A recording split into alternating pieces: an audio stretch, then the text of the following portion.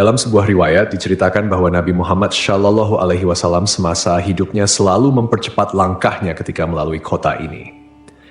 Bahkan Nabi Shallallahu Alaihi Wasallam tidak pernah menoleh ke kanan atau kiri. Selain itu, Ibnu Battuta juga pernah menceritakan adanya rombongan karavan yang enggan berhenti di Madain Saleh. Konon, keengganan ini disebabkan karena Madain Saleh merupakan kota yang terkutuk. Orang-orang Arab menyebutnya sebagai markas jin yang harus dijauhi. Jika terpaksa harus ke tempat tersebut, maka seorang muslim harus melewatinya secepat mungkin dalam keadaan menangis dan takut akan murka Allah Subhanahu wa Ta'ala. Namun, saat ini pemerintah Arab Saudi membangun kota ini menjadi tempat wisata sejarah. Tentunya, hal ini bertentangan dengan apa yang disabdakan Nabi Shallallahu Alaihi Wasallam. Lalu, bagaimanakah kisah sejarah masa lalu tentang kota ini? Namun sebelum lanjut, mohon tonton video ini sampai selesai agar tidak ada kesalahpahaman serta dukung kanal ini dengan cara subscribe, like, dan komentar agar kanal ini semakin maju dan berkembang. Terima kasih. Al-Ula atau dikenal juga sebagai Madain Saleh menyuguhkan gurun pasir yang menakjubkan karena dikelilingi oleh gunung dan tebing yang tinggi. Menariknya, tebing tersebut dipahat dan diukir dengan bentuk yang khas. Kaum Tsamud adalah masyarakat yang terkenal dengan keahlian mereka dalam bercocok tanam, beternak, dan arsitektur. Namun, keahlian tersebut membuat mereka sombong dan merendahkan kaum lain. Gaya hidup mereka dipenuhi kemaksiatan seperti mabuk-mabukan, berzina, dan berfoya-foya. Melihat penyimpangan ini, Allah Subhanahu wa Ta'ala mengutus Nabi Saleh alaihi salam untuk mengajak mereka kembali ke jalan yang benar. Nabi Saleh menyeru, "Hai kaumku, sembahlah Allah. Sekali-kali tidak ada bagimu Tuhan selain Dia. Dia telah menciptakan kamu dari bumi dan menjadikan kamu pemakmurnya. Karena itu, mohonlah ampunannya, kemudian bertobatlah kepadanya. Sesungguhnya Tuhanku amat dekat rahmatnya dan memperkenankan doa hambanya." Namun, seruan Nabi Saleh ditolak oleh sebagian besar kaum Tsamud, terutama orang-orang kaya dan berkedudukan tinggi. Mereka berkata, "Hai Saleh, sesungguhnya kamu sebelum ini adalah seorang di antara kami yang kami harapkan. Apakah kamu melarang kami untuk menyembah apa yang disembah oleh bapak-bapak kami? Sesungguhnya kami ragu dan khawatir terhadap agama yang kamu serukan kepada kami." Suatu ketika kaum Tsamud berkumpul di suatu tempat, lalu Nabi Saleh mendatangi mereka, menyeru mereka kepada Allah, mengingatkan, memberi nasihat, dan menyampaikan perintah kepada mereka. Namun mereka menantang Nabi Saleh, "Jika engkau bisa mengeluarkan seekor unta betina bunting dengan ciri seperti ini dan itu dari batu besar ini," mereka menunjuk batu besar di sana dan menyebutkan sejumlah ciri yang mereka inginkan. Nabi Saleh kemudian berkata kepada mereka, "Bagaimana menurut kalian jika aku penuhi permintaan seperti yang kalian inginkan? Apakah kalian mau beriman kepada kebenaran yang aku sampaikan dan mempercayai risalah yang diutuskan kepadaku?" Mereka menjawab, "Ya." Nabi Saleh kemudian mengambil perjanjian mereka atas hal itu. Setelah itu, Nabi Saleh menghampiri tempat salat lalu salat kepada Allah Subhanahu wa Ta'ala sebagaimana yang Dia takdirkan untuknya. Setelah itu, ia memanjatkan doa kepada Allah Subhanahu wa Ta'ala agar permintaan mereka dikabulkan. Allah Subhanahu wa Ta'ala kemudian memerintahkan bongkahan batu besar tersebut untuk mengeluarkan seekor unta besar dan bunting dengan ciri-ciri tepat seperti yang mereka inginkan. Saat melihat mukjizat itu dengan mata kepala sendiri, mereka menyaksikan suatu hal besar, kuasa nyata, bukti jelas, dan terang. Banyak di antara mereka yang beriman, namun sebagian besar tetap kafir, tersesat, dan membangkang. Karena itu Allah Subhanahu wa Ta'ala berfirman, "Tetapi mereka menganiaya unta betina itu, yaitu mereka mengingkarinya." Sebagian besar di antara mereka enggan mengikuti kebenaran meskipun telah melihat mukjizat tersebut. Di antara tokoh yang menyatakan beriman adalah Junda bin Amr bin Muhallah bin Labid bin Jawas. Ia termasuk salah seorang pemimpin kaum Tsamud yang tetap berpegang teguh pada Islam. Yang menghalangi lainnya untuk beriman adalah Zu'ab bin Labid, Habab si pemilik berhala-berhala kaum Tsamud, Rabab bin Sya'ar bin Jalmus. Junda mengajak saudara sepupunya Syihab yang juga seorang pemuka kaum Tsamud untuk masuk Islam. Syihab bermaksud untuk masuk Islam, tetapi dihalang-halangi oleh para pembesar Tsamud yang masih kafir. Akhirnya, Syihab kembali ke barisan orang-orang kafir. Karena itu, Nabi Saleh berkata kepada mereka, "Ini seekor unta betina dari Allah. menyandarkan unta tersebut kepada Allah sebagai bentuk kemuliaan dan keagungan, sebagaimana istilah Baitullah atau Abdullah, sebagai mukjizat untukmu, yaitu sebagai bukti kebenaran ajaran yang aku sampaikan kepada kalian. Biarkanlah ia makan di bumi Allah, janganlah disakiti, nanti akibatnya kamu akan mendapatkan siksaan yang pedih. Quran Surat Al-A'raf ayat 73. Pada mulanya, mereka menyepakati bahwa unta tersebut boleh berada di tengah-tengah mereka, memakan rerumputan dimanapun dalam kawasan mereka, dan mendatangi air pada hari-hari tertentu. Ketika unta itu datang ke tempat minum, ia meminum air sumur kaum Tsamud selama sehari penuh, sementara kaum Tsamud menunda keperluan air mereka hingga hari berikutnya. Mereka meminum air susu unta tersebut hingga kebutuhan mereka terpenuhi. Karena itu, Nabi Syalih berkata, ini seekor unta betina yang berhak mendapatkan giliran minum, dan kamu juga berhak mendapatkan giliran minum pada hari yang ditentukan. Quran Surat Asy-Syu'ara ayat 155. Setelah situasi ini berlangsung cukup lama, para tokoh kaum Tsamud akhirnya berkumpul dan mencapai kesepakatan untuk menyembelih unta tersebut. Mereka merasa terganggu dan ingin leluasa memenuhi kebutuhan air mereka. Setan pun menghiasi perbuatan buruk ini sehingga tampak indah di mata mereka. Eksekutor penyembelihan unta ini adalah Qidar bin Salif bin Junda, seorang pemimpin kaum Tsamud. Ia digambarkan berkulit merah bercampur biru dan abu-abu. Ada yang menyebutkan bahwa ia adalah anak zina yang dilahirkan di tempat tidur Salif.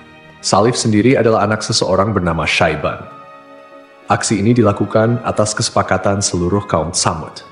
Karena itu, tindakan ini dikaitkan dengan mereka semua. Ibnu Jarir dan ulama tafsir lainnya menyebutkan bahwa ada dua wanita dari kaum Tsamud yang berperan dalam rencana ini. Salah satunya adalah Syaduk binti Mahya bin Zuhair bin Mukhtar, seorang wanita terhormat dan ditaati. Ia adalah istri seorang lelaki yang telah masuk Islam, tetapi kemudian menceraikannya. Syaduk kemudian memanggil saudara sepupunya Mashraq bin Mahraj bin Mahya dan menawarkan dirinya jika Mashraq bersedia menyembelih unta tersebut. Wanita lainnya adalah Unaizah binti Gunaim bin Majlas yang memiliki kunyah Ummu Ganamah. Ia adalah wanita tua yang kafir.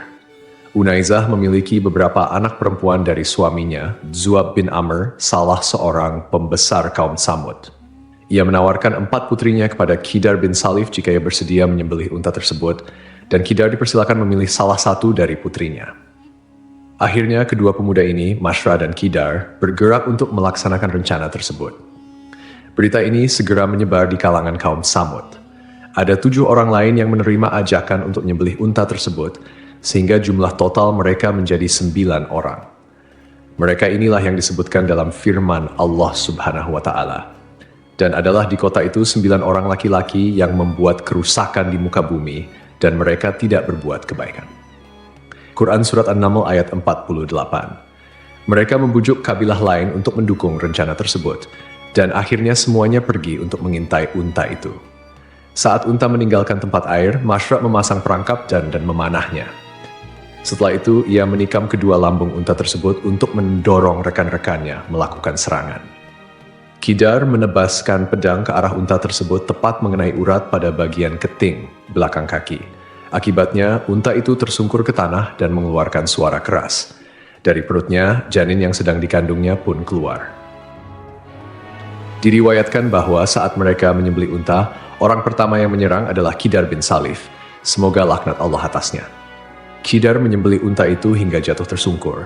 Lalu yang lainnya menyerang dengan pedang dan memotong-motong tubuh unta tersebut. Ketika anak unta melihat kejadian itu, ia melarikan diri, naik ke atas gunung, dan mengeluarkan suara keras sebanyak 3 kali.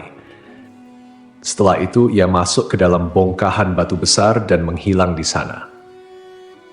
Nabi Syalih berkata kepada mereka, "Bersukarialah kamu semua di rumahmu selama 3 hari." Quran Surat Hud ayat 65. Ancaman ini diberikan setelah mereka menyembelih unta yang merupakan mukjizat dari Allah. Namun kaum Tsamud tetap tidak mempercayai peringatan tersebut. Bahkan pada sore harinya mereka merencanakan untuk membunuh Nabi Syalih.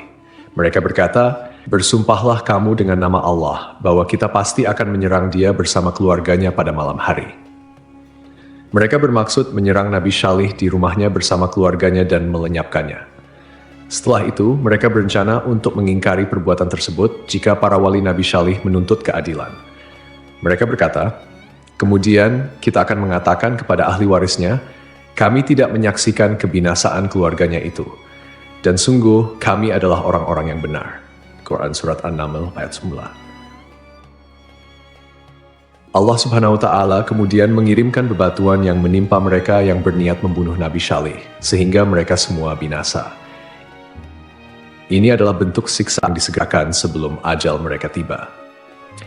Pada hari Kamis, yaitu hari pertama dari masa penantian 3 hari, wajah mereka berubah menjadi pucat pasi, sebagaimana telah diancamkan oleh Nabi Syalih. Pada sore harinya, mereka saling berkata, 1 hari penantian telah berlalu. Pada pagi hari kedua, yaitu hari Jumat, wajah mereka berubah menjadi merah. Pada sore harinya, mereka berkata lagi, 2 hari penantian telah berlalu. Pada pagi hari ketiga, yaitu hari Sabtu, wajah mereka berubah menjadi hitam. Pada sore harinya, mereka berkata, masa penantian telah berlalu. Pada pagi hari Ahad, mereka mengenakan wewangian dan duduk menanti azab yang akan menimpa mereka. Mereka tidak tahu bentuk siksaan yang akan datang atau dari arah mana siksaan itu tiba. Saat matahari terbit, suara menggemuruh datang dari langit diikuti guncangan hebat dari bumi. Nyawa mereka melayang seketika, meninggalkan suasana senyap. Ancaman yang telah disampaikan menjadi kenyataan. Mereka tergeletak di bawah reruntuhan rumah mereka, tidak bergerak dan tidak bernyawa. Para ahli tafsir menyebutkan tidak ada yang selamat kecuali seorang budak perempuan yang lumpuh bernama Kalbah binti Salak. Sumber lain menyebutkan namanya Zari'ah. Ia sangat ingkar kepada Nabi Syalih. Ketika azab datang, ia berusaha melarikan diri dan mencapai salah satu perkampungan Arab. Di sana ia menceritakan kejadian yang menimpa kaumnya. Setelah meminta air minum dan meminumnya, ia pun meninggal dunia. Allah Subhanahu wa Ta'ala berfirman, seolah-olah mereka belum pernah tinggal di tempat itu. Quran Surat Hud ayat 68. Artinya, mereka seakan-akan tidak pernah hidup di negeri itu dengan segala kelimpahan rezeki dan kekayaan. Allah juga berfirman, ingatlah kaum Tsamud mengingkari Rabb mereka. Ingatlah, binasalah kaum Tsamud. Setelah kaumnya binasa, Nabi Syalih berkata kepada mereka sambil meninggalkan negeri tersebut, wahai kaumku, sungguh aku telah menyampaikan amanat Tuhanku kepadamu dan aku telah menasihati kamu.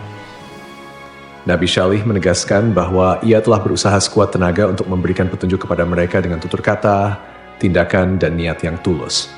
Namun, kaum Tsamud menolak kebenaran dan tidak menyukai orang yang memberikan nasihat. Menurut salah satu riwayat, Nabi Syalih pindah ke Tanah Haram dan tinggal di sana hingga wafat. Profesor di Departemen Arkeologi Universitas Raja Saud, Ahmad Muhammad Al-Abudi, menuturkan bahwa kaum pertama yang menempati wilayah Al-Ula adalah kaum Tsamud, yang kemudian diikuti oleh bangsa Nabatean. Al-Abudi sendiri telah menghabiskan waktu lebih dari 14 tahun untuk meneliti situs-situs tersebut, dan penelitiannya sering dikutip oleh berbagai media, termasuk Al-Arabiya. Meskipun kaum Tsamud telah menerima azab yang sangat menyedihkan karena menolak peringatan dari Nabi Syalih alaihi salam, mereka ternyata memiliki keahlian yang luar biasa dalam bidang pertukangan, khususnya dalam hal ukiran dan pahat memahat batu. Salah satu bukti dari kemahiran kaum Tsamud dalam mengukir ditemukan oleh arkeolog yang mengkaji sejarah kaum Nabi Hud alaihi salam dan kaum Tsamud di Arabia Selatan, Brian Doe. Ia menyatakan bahwa kaum Tsamud dikenal melalui berbagai tulisan dan pahatan pada dinding batu yang mereka tinggalkan. Tulisan-tulisan ini secara grafis memiliki kemiripan dengan huruf-huruf Semitik yang dikenal dengan sebutan Tamudik. Banyak dari tulisan-tulisan ini ditemukan di wilayah Arabia Selatan hingga ke kawasan Hijaz. Selain itu, para arkeolog juga berhasil menemukan sejumlah batu karang yang merupakan peninggalan budaya kaum Tsamud. Penemuan ini tersebar di berbagai tempat seperti pegunungan dan lembah-lembah di wilayah Arabia Selatan dan Tengah, termasuk di Gunung Atlab, serta berbagai artefak seperti tembikar yang menggambarkan kecanggihan teknik pembuatan barang-barang mereka. Karena keterampilan dan kepandaian mereka, ukir jadikan komoditas perdagangan dengan komunitas lain. Sebagian dari ukiran tersebut juga digunakan sebagai dekorasi di rumah-rumah mereka. Kaum Tsamud juga dikenal memproduksi barang pecah belah seperti tembikar dengan desain unik dan nilai seni yang tinggi. Selain itu, mereka juga memperdagangkan kemenyan dan rempah-rempah yang memberikan mereka kekayaan yang memungkinkan mereka membangun istana, rumah yang dipahat dari batu, serta makam-makam yang terletak pada tebing-tebing karang. Kota ini, yang kini dikenal sebagai Madain Saleh, berasal dari bahasa Arab yang berarti kota Saleh. Kota kuno ini terletak di bagian utara Hijaz, yang saat ini menjadi wilayah Arab Saudi, sekitar 20 km dari kota Al-Ula.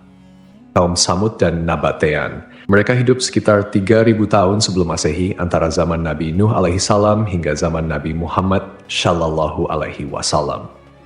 Situs bersejarah ini terletak di barat laut kota Al-Ula, pada posisi strategis di salah satu rute perdagangan kuno yang menghubungkan selatan Semenanjung Arab dengan utara, termasuk Mesopotamia, Suriah, dan Mesir. Jarak antara Madain Saleh dengan kota Madinah sekitar 450 km, sedangkan dari Makkah sekitar 900 km. Perjalanan dari Madinah memakan waktu sekitar 4 jam melalui jalur panjang yang membelah gunung dan gurun berbatu. Madain Saleh dahulu dikenal dengan nama Al-Hijr, yang berarti tempat berbatu, karena lokasinya berupa bukit-bukit berbatu. Nama ini bertahan hingga abad ke-14 Masehi, sebelum seorang wisatawan Andalusia mengganti namanya menjadi Madain Saleh, yang diambil dari nama Nabi Saleh alaihissalam. Jika kita mengunjungi Madain Saleh, kita akan menemukan peninggalan kaum Samud, yang disebutkan dalam Al-Quran sebagai kaum yang ingkar terhadap ajaran Nabi Saleh, hingga akhirnya mendapat azab dari Allah Subhanahu wa Ta'ala.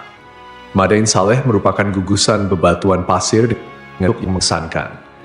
Bukit-bukit pasirnya memiliki warna beragam, dari merah, kuning, hingga putih. Bukit-bukit tersebut dipahat menjadi rumah-rumah dengan arsitektur yang menyerupai peninggalan Yunani dan Romawi kuno. Sebanyak 132 pahatan ditemukan di bukit-bukit tersebut. Pahatan-pahatan ini digunakan untuk berbagai fungsi seperti rumah, tempat pemujaan, dan makam. Pada tahun 2008, UNESCO menetapkan Madain Saleh sebagai situs warisan dunia. Kawasan ini memiliki luas sekitar 4.000 hektar dan menjadi situs warisan dunia pertama di Arab Saudi.